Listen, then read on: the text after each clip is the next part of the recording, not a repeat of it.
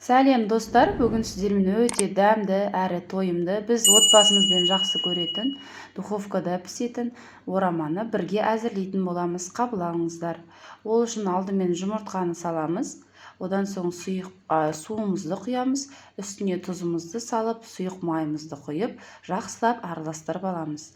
Ұнымызды салып, алдымен қасықтың, одан соң қолдың көмегімен бір келкі қылып қамырымызды илеп аламыз.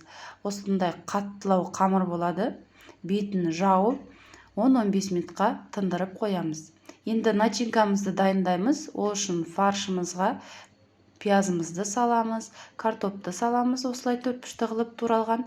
Дәміне қарай тұзымызды және қара бұрышты салып, сұйық майымызды құйып, жақсылап араластырып аламыз. Қолмен жақсылап мыжып араластырсақ та болады. Мінекей біздің начинкамыз дайын. Енді қамырымызды бағанағы золамызды қолдың көмегімен, одан соң оқтаудың көмегімен жақсылап бір келкі қылып, жұқа қылып, тегіс қылып қамырымызды илеп аламыз. Мінекей осындай жұқа қамырымыз дайын болды.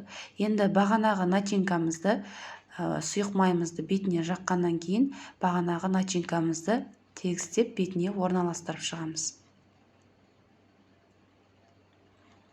Енді орамамызды ораймыз, осылай видеодағыдай. Содан соң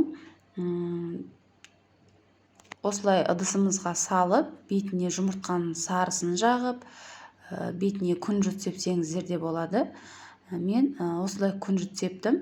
Енді 180 градуста қызып тұрған пеште 25-30 минутта пісіріп аламыз. Біздің асымыз дайын болады. Өте дәмді әрі тойымды болады.